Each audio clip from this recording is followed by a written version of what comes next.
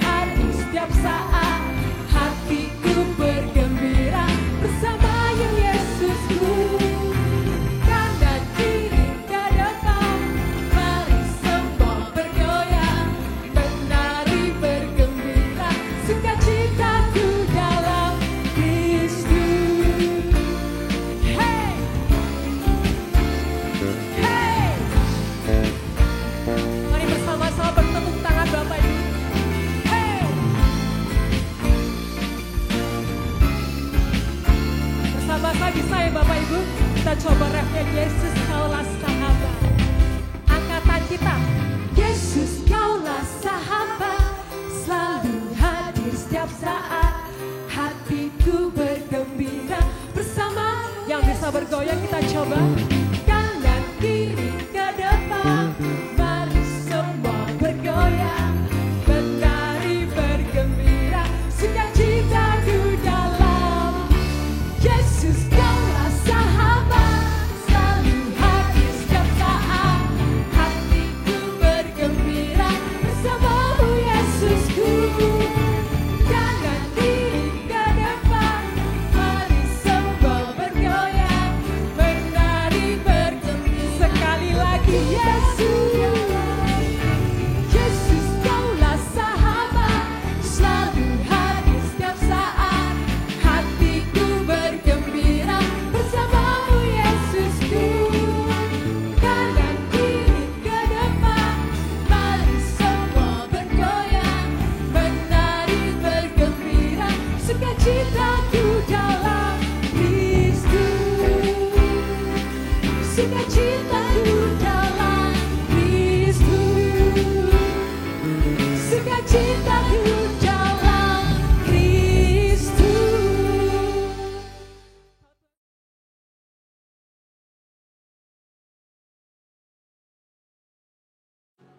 Selamat pagi Bapak Ibu. Apa kabar? Luar biasa. Saudara, saya sangat senang ketemu anak Tuhan dalam rumah Tuhan. Karena saya percaya firman Tuhan berkata pada waktu kita masuk dalam rumahnya, kita diberkati Tuhan. Amin.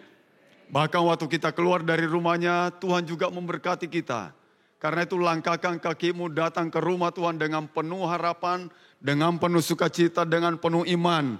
Supaya engkau mengalami Tuhan di dalam kehidupanmu. Haleluya. Saudara-saudara dikasih dalam Tuhan, ada seorang bapak namanya Mukidi. Dia baru terima THR. Lalu kepingin belikan tablet anaknya saudara. Dia mulai ke toko. Lah nanyanya itu Apple. Berapa harganya Apple? Berapa Bapak Ibu? Macam-macam 20 juta. Mahal, kaget dia. Dia tanya lagi laptop yang lain dengan harga 10 juta. Sampai tanya tab Galaxy berapa? 6 juta. Dia bilang, ada ndak yang murah? Ada ndak tablet yang murah? Yang jaga toko udah jengkel juga. Ini tanya-tanya banyak, ada 10 mungkin yang ditanya. Terus dia tanya, ada ndak tablet yang murah? Yang jaga toko kesel saudara. Dia bilang ada. Berapa Pak? 2.000 dapat 4 Paramax. Wah itu silakan pulang bawa Paramexnya 2.000 dapat 4. Haleluya. Kita akan bersama-sama belajar firman Tuhan pada pagi hari ini saudara dengan tema seperti apa hatimu. Pastinya hatimu bukan Hello Kitty ya. Seperti apa hatimu, mari kita melihat di dalam 2 Korintus pasal yang ke-6 ayat yang ke-11. Saya bacakan Bapak Ibu. Firman Tuhan berkata demikian, hai orang Korintus, kami telah berbicara terus terang kepada kamu. Hati kami terbuka lebar-lebar bagi kamu. Dan bagi kamu ada tempat yang luas dalam hati kami. Tetapi bagi kami hanya tersedia tempat yang sempit di dalam hati kamu.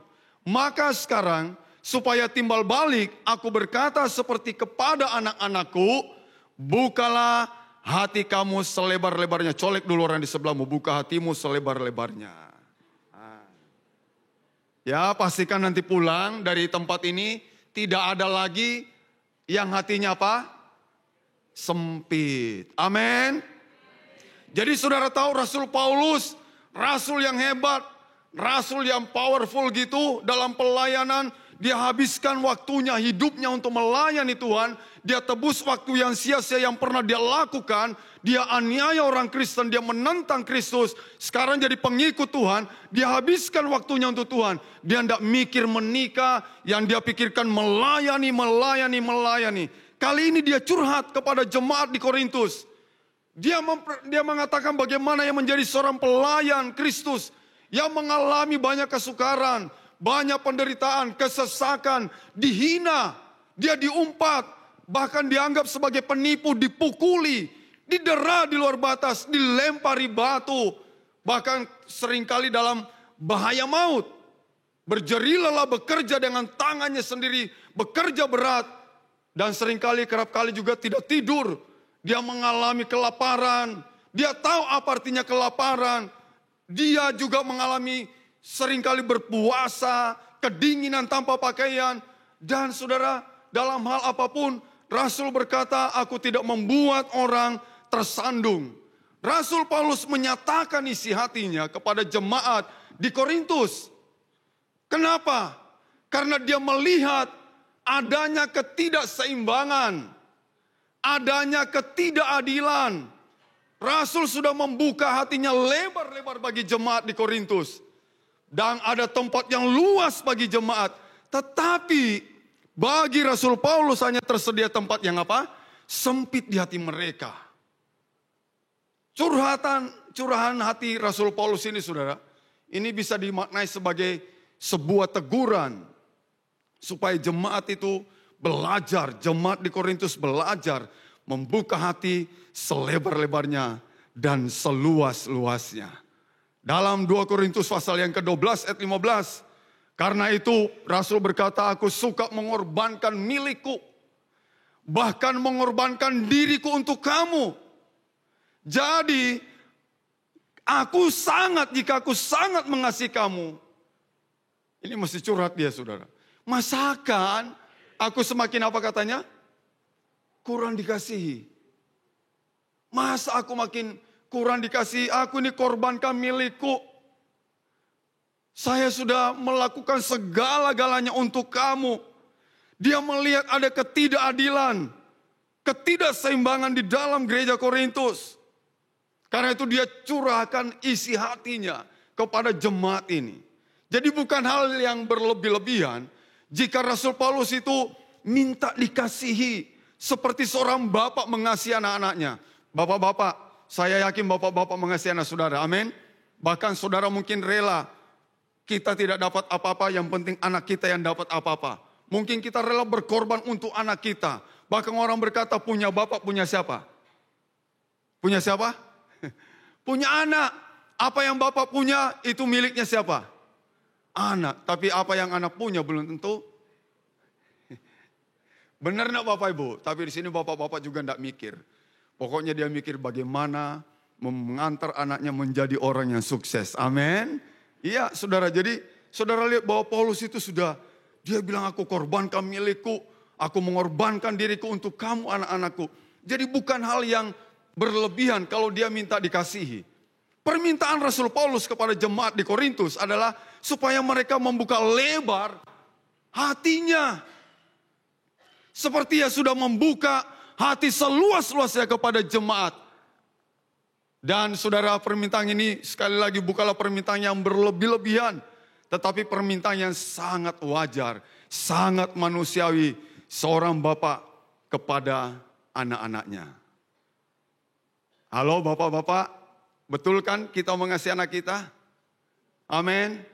Ada bapak dia harus jual sawahnya supaya anaknya bisa kuliah. Benar enggak Bapak Ibu? Itu dia lakukan. Ada lagi mungkin harus bawa sertifikat rumah ke bank. Digadekan untuk bayar uang gedung di mana dia berkuliah. Atau uang apa itu? Uang muka, uang pangkal, uang apa aja. Dia relakan semuanya itu. Dia relakan. Itulah sebabnya Paulus curhat. 2 Korintus 8 ayat 11. Dia bilang gini, jemaat-jemaat lain telah kurampok dengan menerima tunjangan dari mereka. Supaya aku dapat melayani kamu. Dan ketika aku dalam kekurangan di tengah-tengah kamu, aku tidak menyusahkan seorang pun. Sebab apa yang kurang padaku dicukupkan oleh saudara-saudara yang datang dari mana? Dari mana? Makedonia. Ayat 28. Dan dengan tidak menyebut banyak hal lain lagi. Lihat ini saudara, Rasul Paulus. Saya ngeri-ngeri sedap baca ini. Ngeri-ngeri sedap. Dia bilang apa? Urusanku sehari-hari. Yaitu apa? Untuk memelihara semua jemaat. Robert, Pasanda, urusanmu sehari-hari apa? Ngeri-ngeri sedap. Untuk pendeta-pendeta nih. Urusanmu sehari-hari apa? Urusan saya sehari-hari, bangun pagi, doa pagi, selesai naik di atas, lihat kolam koi, pelihara koi, kasih makan koi. Jemaat telepon saya tidak angkat karena masih ngurus. Ngeri saudara, Rasul Paulus itu ngeri. Pernyataannya tuh, statementnya tuh menakutkan. Ada statement juga saya tidak berani ucapkan. Dia bilang gini, celaka aku kalau aku tidak memberitakan Injil. Gila. Benar enggak Bapak Ibu? Celaka aku kalau aku tidak memberitakan Injil. Pernyataannya itu mengerikan saudara. Dan berani dia sampaikan. Tidak takut. Dan saudara-saudara, itulah hatinya Paulus. Itulah hatinya Paulus. Pertanyaannya, seperti apa hatimu? Hatimu seperti jemaat di Korintus? Atau seperti hatinya Paulus? Bapak Ibu mesti mengenal ibu gembala kita di sini kan? Tante Lois. Kalau saya tanya Bapak Ibu, hatinya Tante Lois seperti apa? Halo? Kalau pendeta ditanya, pasti ramai-ramai jawab, hatinya Tante Lois seperti hatinya Tuhan Yesus. Amin. Seperti hatinya siapa lagi? Rasul Paulus. Tante Lois itu kalau dia belanja enak itu kalau orang berlangganan. Kalau Tante Lois jadi langganannya. Beli itu bukan satu. Misalnya mau beli batik ini. Yang dihitung itu berapa orang itu di PH. Berapa orang di gereja. Itu dia beli gitu. Dia tidak mikir untuk dirinya sendiri. Kemarin persekutuan MPW di tempat saya. Beliau titip lagi udah batik untuk para pendeta suami istri. Walaupun beliau tidak hadir karena ke Jakarta berobat. Tapi titipannya itu ada. Dan kita juga tidak mau kalah. Kita angkat titipannya, kita video bersama, dan kita sama-sama ucapkan, terima kasih Tante. Bisanya gitu terus kita itu, terima kasih Tante. Loh, kapan Tante terima kasih sama kita ya? Beliau selalu memperhatikan. Selalu dan selalu. Dan saya yakin Bapak Ibu, figur gembala di satu gereja, kalau gembala itu hatinya luas, maka saya yakin jemaatnya juga hatinya luas. Amin. Oh, Anda amin. Kalau figur gembala di satu gereja hatinya luas, ya tertularlah karena lihat. Kalau sampai jemaatnya tidak hatinya luas, kebangetan. Bilang orang di sebelahmu, kebangetan. Harus saudara luas hatimu. Amin. Amin. Jangan biarkan nanti Tante Lois curhat seperti Rasul Paulus. Aku sudah ini. Aku tidak mendapatkan ketidakseimbangan terjadi di gereja, ketidakadilan. Hatimu sempit, engkau menutup hatimu. Ayo buka hati lebar. Amin. Jangan sempitkan hatimu. Ada seorang ibu. Dia baru pulang dari keluar gitu. Dia lihat, loh kok ada 3 orang berjenggot di halaman rumahnya. Lalu dia datang kepada 3 orang ini. Bapak-bapak, saya belum kenal bapak-bapak. Tapi saya kok lihat bapak-bapak orang baik. Karena hati saya mengatakan bapak orang baik. Ayo bapak-bapak masuk aja ke rumah.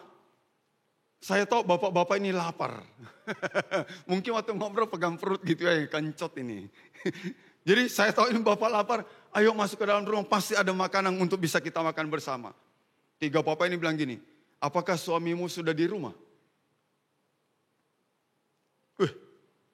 Oh belum, nanti baru dia pulang. Oh ya kami tunggu suamimu baru pulang.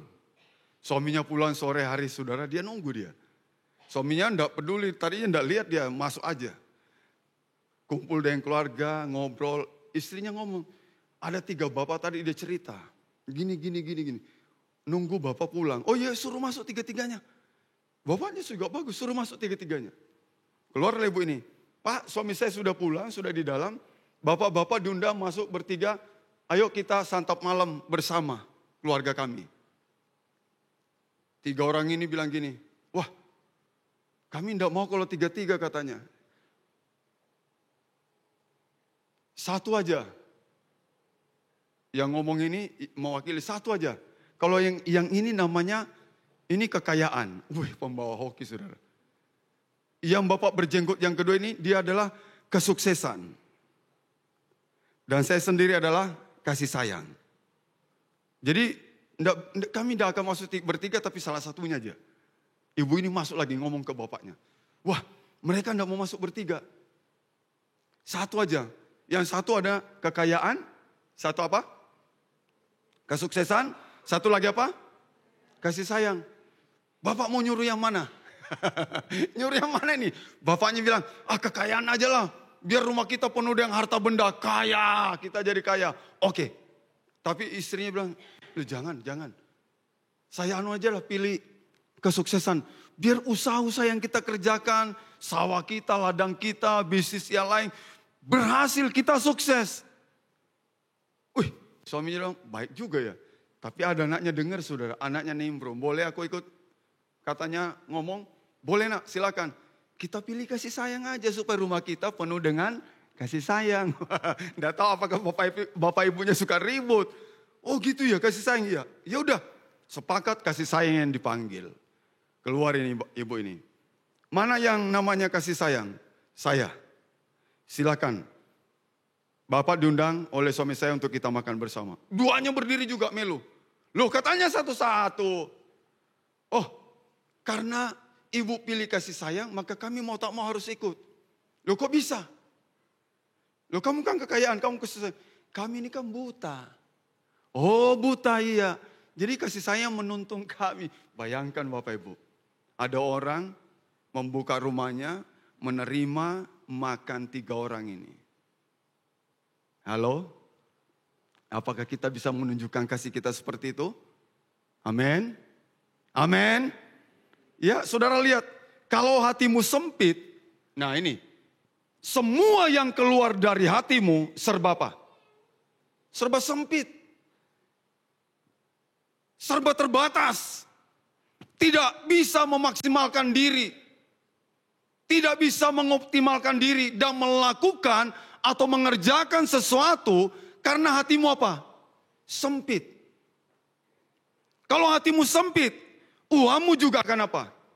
Sempit. Kalau hatimu sempit, tenagamu juga jadi sempit. Waktumu juga sempit. Pikiranmu juga sempit. Pandanganmu juga sempit. Pengampunanmu juga sempit. Kebersamaanmu juga sempit. Masing-masing berkata, lihat itu Jemaat Korintus saudara. Mereka bilang apa? Aku dari golongan Apolos, dari golongan Paulus, dari golongan Kefas, dari golongan Kristus. Aku, loh itu. Karena sempit. Maka kalau ada orang yang membuat kita kecewa, orang ini membuat kita kecewa, maka sulit kita memberi pengampunan kalau hati kita apa? Sempit. Sulit Bapak Ibu. Kalau kita disakiti orang, sulit rasanya. Mungkin di mulut kita bisa berkata. Tapi apakah mulut saudara, mulut saya sama dengan apa yang ada di dalam hatimu? Saya membaca dari kitab hanya ada 2 orang yang berani berdoa. Salah satunya adalah Tuhan Yesus dan juga Stefanus. Ketika Yesus disalib, di atas kayu salib itu orang yang menyalibkan itu dia berdoa kepada Bapaknya. Bapa ampuni mereka sebab mereka tidak tahu apa yang mereka perbuat. Kemudian satu lagi Stefanus ketika dia diikat, dirajang batu, dilempar batu. Tentu batu yang besar saudara. Dan pastinya diarahkan kepada mukanya mungkin. Stefanus berdoa, ampuni mereka Bapak. Sebab mereka tidak tahu apa yang mereka lakukan. Saudara, kalau ada orang yang mengganggu saudara, yang setiap saat menteror saudara, mengintimidasi, melukai kita, apakah kita juga bisa berdoa, ampuni dia, karena dia tidak tahu apa yang dia perbuat. Dan itu pernah menjadi pengalaman saya harus disuruh mengampuni orang yang menyakiti. 3 tahun saya diteror oleh orang ini. Dan saatnya saya harus mengampuni dia benar-benar. Tapi Tuhan bilang itu di mulutmu. Kalau kamu mengampuni dia, temui dia. Datang ke rumahnya. Masuk ke rumahnya. Peluk dia dan bilang aku mengasihimu. Wih, medeni juga saudara. Itu perintahnya. Kalau engkau hatimu sempit, tidak bisa kita lakukan. Tidak bisa. Kita ingat dia, ini pernah menyakiti saya. Kita tidak bisa menaruh orang itu di dalam hati kita, memberi tempat di dalam hati kita, tidak. Kalau hati kita sempit, saudara, kita akan mengalami kehilangan-kehilangan. Yang pertama ini saudara lihat, Anda akan kehilangan hatinya Tuhan yang penuh belas kasihan. Kita akan kehilangan hatinya Tuhan yang penuh belas kasihan. Kalau saudara baca dalam Lukas 10 ayat 31, kebetulan ada seorang imam turun melalui jalan itu, tetapi ia melewatinya dari seberang jalan. Dengan demikian juga seorang Lewi datang ke tempat itu. Ketika ia melihat orang itu, ia melewatinya dari seberang jalan. Ayat 33, lalu datanglah seorang Samaria yang sedang dalam perjalanan ke tempat itu. Dan ketika dia melihat orang itu, tergeraklah hatinya oleh apa? Belas kasihan. Jadi saudara lihat, seorang imam yang layaknya harus punya hati yang luas, bukan hati yang sempit. Tapi dia melihat orang, wah dia pergi aja. Tidak peduli ada orang yang perlu ditolong, tidak peduli, dia pergi aja. Lewat lagi orang Lewi, notabene yang melayani Tuhan, orang-orang yang dikhususkan Tuhan melayani. Tapi sama, dia lewat juga. Datanglah orang Samaria yang dianggap pendosa. Orang Israel tidak boleh bergaul dengan mereka. Dianggap pendosa. Tapi ketika orang ini melihat saudara. Saudara tahu, hatinya tergerak seperti hatinya Tuhan tergerak. Hati Tuhan itu, hati yang penuh belas kasihan. Dia selalu memandang orang dengan penuh belas kasihan. Tragis. Sebab Tuhan tidak menemukan hatinya.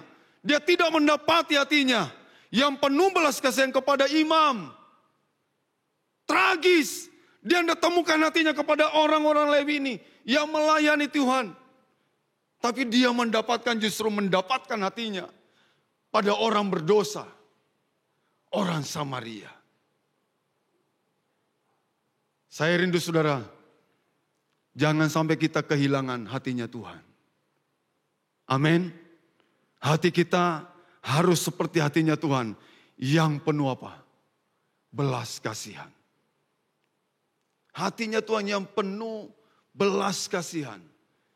Ibu ini tadi melihat ada 3 bapak lapar. Dia memandang dengan penuh belas kasihan, dia ajak, ayo masuk. Ayo kita makan bersama.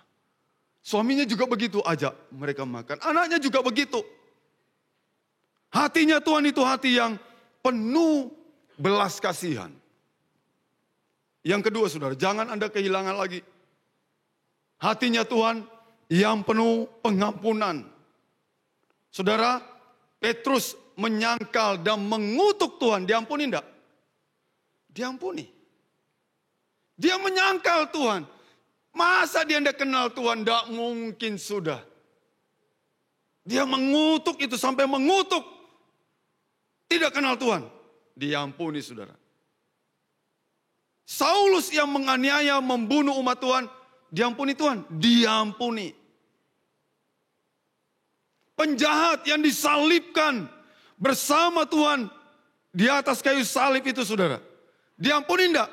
Diampuni juga. Diampuni. Dan tahukah saudara, kita yang berdosa tidak lebih daripada Petrus, Saulus, dan penjahat itu. Kita diampuni enggak? Halo? Diampuni enggak? Kalau saudara mau cerita dosa saudara, mungkin banyak enggak dosa kita? Banyak. Hatinya Tuhan itu penuh dengan apa? Pengampunan. Tapi kalau hati kita sempit, mana bisa kita mengampuni orang? Malah kalau kita dengar musuh kita kecelakaan, ditabrak mobil, meninggal di tempat, apa kata saudara? Puji Tuhan atau apa? Kasihan banget itu orang. Atau haleluya, selesai udah musuh saya. Dia, saudara coba bagaimana perasaan saudara jika kita ini berbuat kesalahan kepada orang. kesalahan yang sangat besar kita lakukan. Dan orang itu berkata kepada kita, aku mengampuni kamu.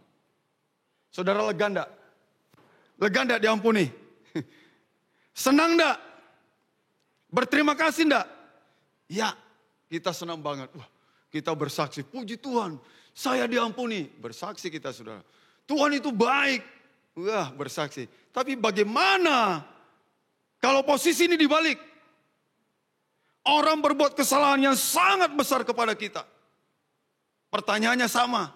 Apakah kita memberikan pengampunan kepada orang tersebut seperti kita menerima pengampunan? Ada sebuah cerita perumpamaan itu. Next.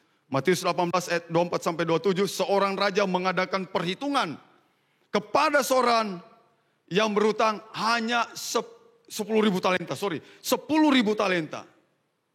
Hamba ini tidak mampu melutaskan hutangnya saudara. Dia tidak mampu, tidak sanggup, besar banget itu hutangnya itu. Sehingga raja ini membebaskan, menghapuskan hutangnya. Saya yakin betapa leganya dia, betapa senangnya, betapa berterima kasihnya. Karena hutangnya dihapuskan. Tapi saudara baca ayat 28-30. Seorang hamba lain, ada hamba lain berhutang kepada orang ini. Yang sudah mendapatkan pengampunan 10.000 talenta. Temannya hanya berhutang 100 dinar. Oh, ini perbedaannya langit dan bumi nih, jauhnya bedanya nih. Hanya 100 dinar. Apa yang dia lakukan Bapak Ibu? Dia tangkap orang ini. Dia cekik orang ini. Dia penjarakan kawannya sampai dia harus melunaskan hutangnya. Lihat itu. Tapi di sini tidak ada yang kayak gitu. Amin. Di luar sana banyak. Maunya menerima pengampunan. Tapi tidak bisa memberi apa? Pengampunan. Mau menerima kebaikan. Tapi tidak bisa memberi kebaikan. Mau menerima berkat. Tapi tidak bisa memberkati orang. Adil atau tidak? Tidak adil. Tragis. Tadi itu tragis. Hati Tuhan ada di orang berdosa. Bukan di hatinya para imam dan orang Lewi. Tragis. Sekarang kejam. Kejam orang ini. Dia menerima pengampunan begitu besar. Tapi dia tidak bisa memberi pengampunan. Next, ketiga. Jika hatimu sempit. Maka saudara, Anda akan kehilangan sifatnya Tuhan.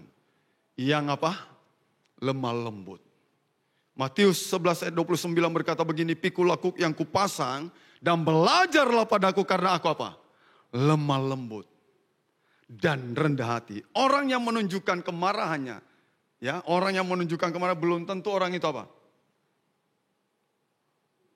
Apa Bapak Ibu? Lemah lembut. Kebalikannya orang yang tidak menunjukkan kemarahannya belum tentu orang itu tidak lemah lembut. Jadi kalau saudara tidak menunjukkan kemarahan, belum tentu saudara itu adalah orang yang lemah lembut. Atau saudara menunjukkan kemarahan, orangnya marah. Belum tentu saudara bukan orang yang lemah lembut. Siapa tahu di dalam hatinya. Ia marah, ia berontak, dan ia mengumpat. Boleh enggak kita dipisu-pisu orang di dalam hati? Kita enggak dengar toh. Ketoke sih, dia lemah lembut. Ih baik banget ini orang ya. Dia enggak membalas, tapi hatinya apa? Wah itu keluar semua itu. Nama-nama hewan di kebun binatang itu. Wah ada babi ngepet lah. Genderuwo, setan gundul, wah di hatinya. Siapa tahu. Dan orang yang menunjukkan kemarahan tadi tuh, marah gitu, garang. Belum tentu loh orang itu tidak lemah lembut. Ditulis di Alkitab itu. Bilangan pasal yang ke-11 ayat 4. Ini perkataannya Musa dia bilang ini. Orang-orang bajingan. Loh. Coba bersama-sama kita ucapkan 2, 3. Orang-orang bajingan. Enggak, saya enggak dengar. Yang keras, 2, 3. Ya jangan tatap saya yang kuat-kuat. Wah kayaknya bajingannya di atas ini. Orang-orang bajingan. Kalau kita dengar kata-kata gini gimana? Lemah lembut enggak orangnya ini? Enggak. Kasar ini, kasar banget. Orang-orang bajingan. Tapi saudara tahu, Tuhan mencatat itu di Alkitab. Tuhan berkata, Musa adalah orang yang apa? Lemah lembut hatinya. Seorang yang lemah lembut hatinya. Seorang yang lemah lembut hatinya. Iya jadi saudara, next. Ini lagi. Sekarang tentang kerendahan hati. Orang yang terlihat selalu merendah. Ada orang selama gitu kan. Tunduk-tunduk gini. Ya saudara tahu lah siapa yang dimaksud ya. Ternyata nelikung dia saudara. Begitu mungkin kelihatannya gitu ya. Kelihatannya rendah hati banget ini anak. Nyium tangan. Siapa tahu ia justru berharap agar orang lain mulai memuji dirinya. Orang berkata dia itu sedang apa? Jongkok di atas gunung. Kalau orang jongkok di atas gunung tinggi enggak Bapak Ibu? Dia lebih tinggi dari kita yang berdiri di sini. Satu kali ada pentas piano. Wah, ini. Yang main mungkin. Dia main piano, main piano. Dia udah habiskan semua kemampuannya di bermain. Tapi tidak ada yang datang kepada dia mengatakan kamu hebat, kamu luar biasa. Orang terpukau mendengar pianonya. Jangan lah, tidak enak. Saya dipandangin Pak Santos di belakang. Ya. Pemain piano yang lain. Wah, seorang wanita gitu. Ini benar ini pentas dia. Tidak ada yang datang. Akhirnya dia datangi orang. Gadis ini datangi seorang bapak. Dia ngomong gini, Pak maaf ya. Tadi saya tampil performa saya tidak bagus banget. Padahal saya sudah maksimal latihan. Apa kata bapak itu? Wah, siapa bilang? Pemain piano yang pernah aku dengar baru kali ini sehebat kamu. Makanya dong. Nah, itu dia tepuk dada. Kelihatannya tadi merendah. Wah, permainan saya jelek. Padahal kepingin orang berkata kamu itu apa? Hebat. Amin. Di sini tidak ada. Di luar sana banyak. Cuma hari ini lagi kumpul bareng di sini. Lagi kumpul bareng kita di sini. Kelemah lembutan dan kerendahan hati adalah sikap dari dalam. Amin. Dan berkaitan dengan roh kita. Galatia 6 ayat 1 bicara tentang apa itu? Hendaklah engkau lemah lembut dan rendah hati ya. Dan juga buah roh Galatia 5. Supaya buah-buah roh itu muncul dalam hidup saudara. Jadi, jika hatimu luas, Anda akan seperti jemaat di mana next? Seperti apa saudara? Jemaat di mana? Makedonia. Saudara lihat dalam 2 Korintus 11:9. Dan ketika aku dalam kekurangan, Paulus bilang ini. Di tengah-tengah jemaat Korintus. Ketika aku dalam kekurangan di tengah-tengah kamu, aku tidak menyusahkan seorang pun loh. Kata Paulus, sebab apa yang kurang padaku dicukupkan oleh saudara-saudara yang datang dari Makedonia. Saudara tahu jemaat Makedonia dengan jemaat Korintus, wah sangat berbeda. Jemaat Korintus sangat kaya. Sangat kaya, sedangkan sangat besar. Jemaat Makedonia sangat kecil. Tapi yang membedakan apa? Hatinya jemaat Makedonia sangat luas. Sangat lebar. Hatinya jemaat Korintus sangat apa? Sempit. Sampai Paulus harus curhat. Ya, sampai Paulus harus curhat. Roma 15 ayat 26, sebab Makedonia dan Akaya telah mengambil keputusan untuk menyumbangkan sesuatu kepada orang-orang miskin. Dia orang miskin, tapi dia juga ambil bagian untuk membantu orang yang mengalami kesusahan karena perang, karena aniaya, karena orang Kristen dianiaya ketika peperangan di Yerusalem, mereka menjadi miskin, melarat. Makedonia mengambil bagian. Padahal siapa Makedonia? Ini fakta jemaat Makedonia. Fakta jemaat Makedonia ayat 1, dia hidup dalam kasih karunia Tuhan. Ayat 2, dia dicobai dalam pelbagai penderitaan dan sangat miskin. Ayat 3, dia memberi melampaui kemampuan mereka. Orang miskin dapat memberi melampaui kemampuan mereka. Ayat 4, dia ikut ambil bagian dalam pelayanan orang-orang kudus. Ayat 5, dia memberi lebih banyak daripada yang diharapkan Paulus. Ini fakta jemaat Makedonia. Haleluya. Jadi, kalau hatimu luas, Anda akan seperti jemaat Makedonia, menjadi role model, menjadi panutan, menjadi pilot project, menjadi contoh, menjadi teladan dalam pelayanan kasih. Supaya jemaat Korintus itu juga belajar kepada Makedonia. Nah ini catatan hati seorang hamba Tuhan harus terbuka lebar-lebar bagi jemaat, harus memberi tempat yang luas bagi jemaat, harus menggembalakan semua jemaat. Ini catatannya pendeta kami, saya. Ini catatan saya. Saya harus bisa melayani jemaat yang bikin nek. Ada yang bikin nek saya. Saben dino telepon bisa 10 kali.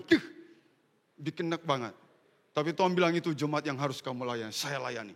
Wah, udah nelpon 10 kali, hari Minggu dia datang ibadah. Dia korek-korek kuping sambil ngantuk. Dengar khotbah saya. Rasanya, tapi kalau hati saya sempit, tidak bisa saya terima dia. Udahlah. Dan apa yang saya lakukan?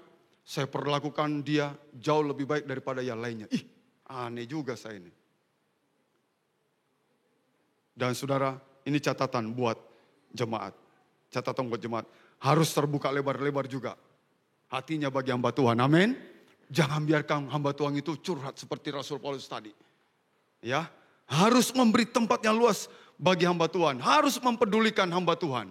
Dan yang terakhir, Efesus, mari kita berdiri bersama. Efesus 3:18, ini loh hatinya Tuhan. Makanya Paulus pernah berkata, jadilah pengikut aku seperti aku mengikut Kristus. Karena ini, ayo kita baca bersama ini dengan suara yang keras, 2, 3.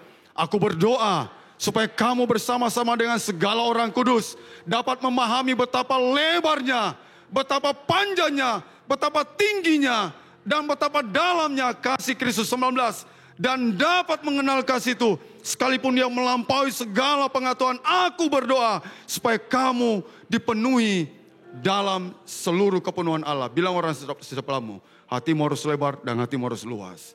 Saya tutup dengan sebelum kita memuji pujian, ada sebuah kisah seorang istri. Dia tidak mengalami hal yang baik dari suaminya. Suaminya kasar dan tidak segan-segan. Suaminya memukul. Ketika ada keributan kecil-kecil pun suaminya memukul. Si istri menjalani hidup pernikahan yang tidak menguntungkan, saudara. Satu kali suaminya kecelakaan dan mengakibatkan suaminya harus lumpuh. Dan suami ini istri sebenarnya kesempatan untuk membalas. Tidak dipedulikan, ditinggal aja orang ini, tidak bisa berbuat apa-apa. Tapi si istri, dia layani dengan penuh kasih. Bahkan dia luka-luka, ada luka yang bolong, saudara. Ada belatung-belatung tanpa rasa jijik. Dia bersihkan luka suaminya. Dan saudara tahu berapa lama dia lakukan itu untuk suaminya? 20 tahun. Dia rawat suaminya, padahal suaminya tidak pernah menyenangkan. Dia kasar, dia selingkuh, dia lakukan banyak hal. Dia pukul istrinya. Tapi istrinya punya hati luas. Dia taruh suaminya di dalam hatinya. Walaupun dia menyakiti. Itu hati Tuhan yang seringkali kita sakiti dia. Kita sangkali dia. Kita lakukan dosa. Kita sakiti hatinya Tuhan. Tapi Tuhan selalu menaruh saudara dan saya di hatinya. Karena hatinya Tuhan begitu luas. Begitu lebar. Begitu tinggi. Betapa dalamnya hati Tuhan. Berikan ku hati seperti hatimu Tuhan. Haleluya. Kita nyanyikan pujian ini. Terima kasih Tuhan.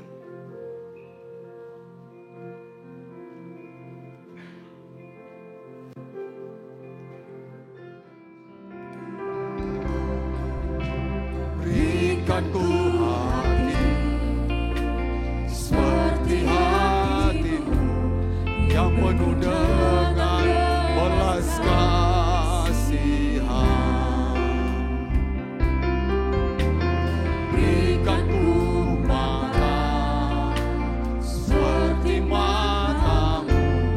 memandang tua yang di sekelilingku.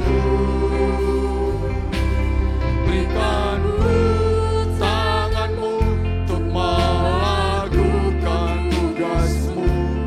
Berikan ku kakimu melangkah dalam rencanamu.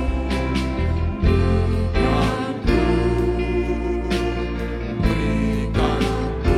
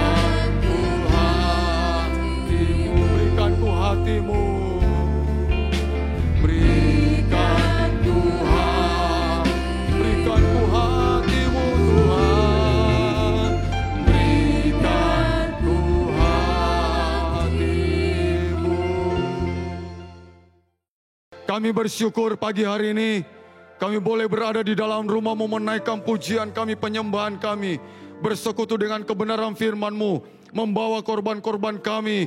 Kami percaya Tuhan memberkati setiap umat-Mu yang datang padamu pagi hari ini.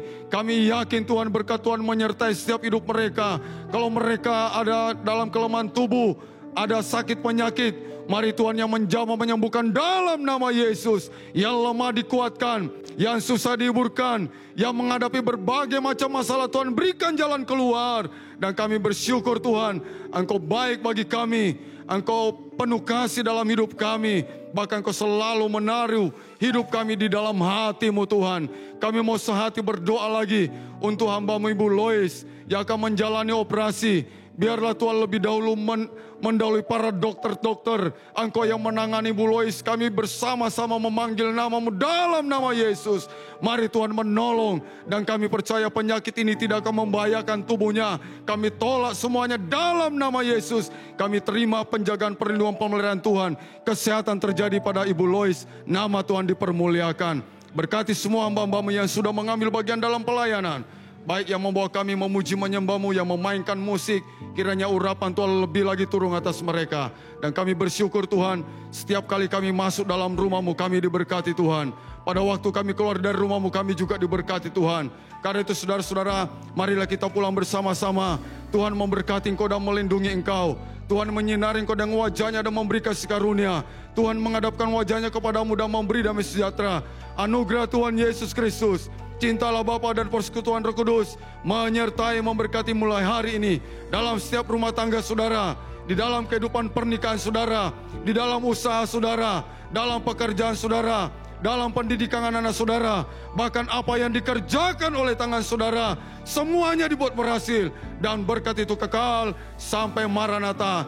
Tuhan Yesus datang kedua kali menjemput kita dan membawa masuk dalam kemuliaannya. Terimalah berkat ini dengan penuh ucapan syukur. Sama-sama kita katakan, dalam nama Tuhan Yesus Kristus, Juru Selamat kami sudah berdoa. Amin.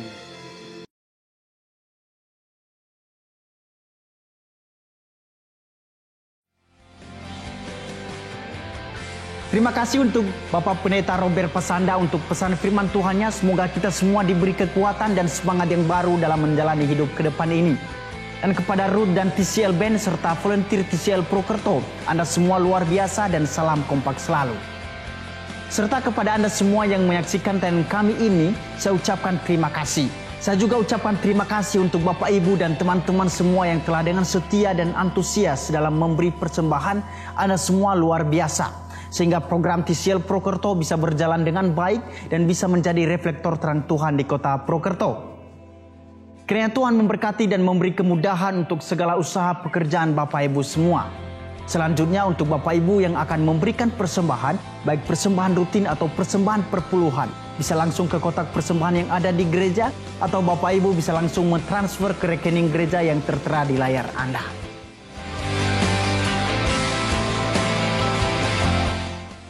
Saya Meman, sampai jumpa di online experience kita Jumat depan. Tuhan Yesus memberkati.